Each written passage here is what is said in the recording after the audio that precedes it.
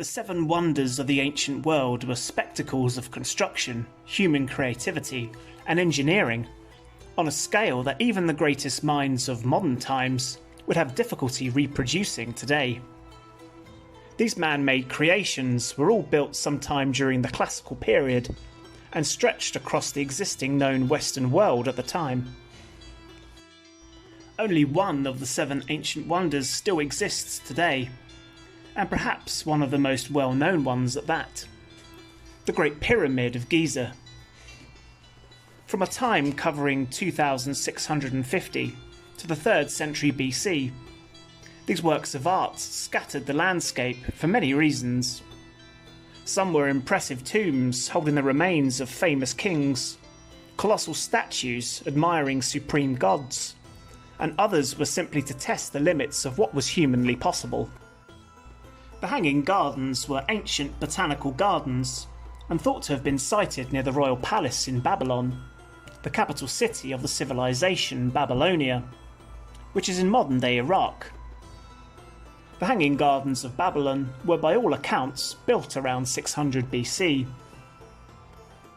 Roman scholars claim that the walls continued for 56 miles and were 80 feet thick and reached 320 feet high.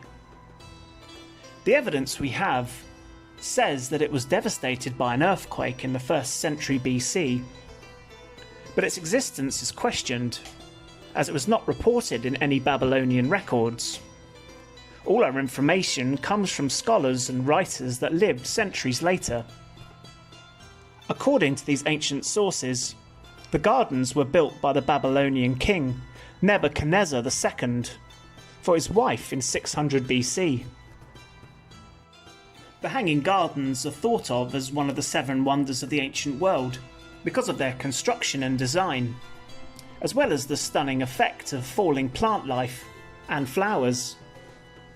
Exotic vegetation, herbs and blossoms amazed the senses. The sweet scents drifted through the sanctuary, sprinkled with statues and tall stone columns. It was quite unique, as Babylon was in the middle of a desert, and the gardens were a green and colourful place. A garden like this would have been completely out of place in this region of the world, and a lot of hard work would have been necessary to produce it.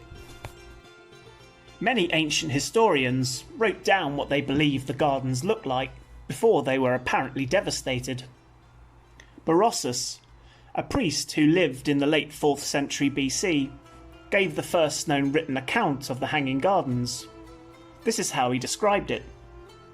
The approach was sloped like a hillside, and several parts of the structure rose from one another, tier on tier.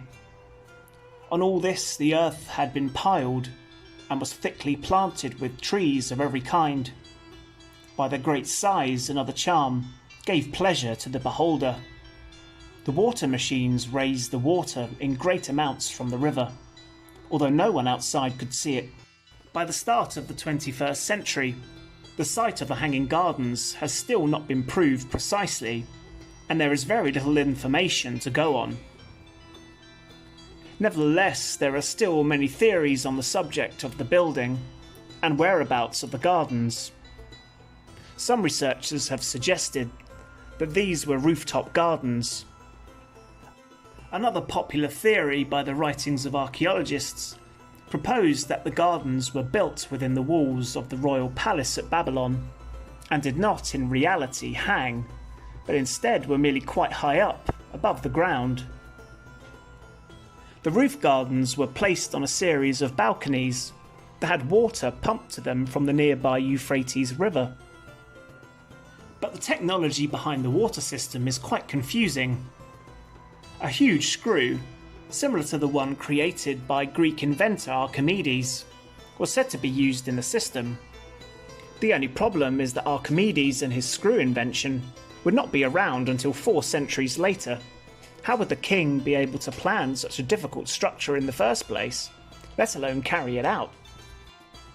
Although no firm evidence of the Hanging Gardens have been discovered, archaeologists did uncover an unusual grouping of halls and cellars in the northeastern corner of the palace at Babylon. A water well found in one of the cellars may have been used as one of the water sources for the river pumps. But no other structures were discovered. The lack of any ruins has caused many people to question whether the desert wonder was just a made-up story. Experts on these civilizations tried to retranslate several ancient texts that mentioned the Hanging Gardens. And based on that research, they now believe they got it wrong. It was another king that built the Hanging Gardens, and not King Nebuchadnezzar II. The gardens were apparently to be found in the ancient city of Nineveh, near the current-day city of Mosul, in Iraq. On top of that, the gardens were actually constructed in the 7th century BC, nearly 100 years earlier than the scholars had originally thought. If this theory is correct, that means the Hanging Gardens were built in Assyria, which is about 300 miles north of where ancient Babylon used to be. Interestingly enough, recent excavations near this new site do back up these claims. Archaeologists discovered evidence of an enormous bronze screw that could have transported water from the Euphrates River into the gardens. They even found an inscription on it that said the screw delivered water to the city. Maybe they've been digging in the wrong place after all.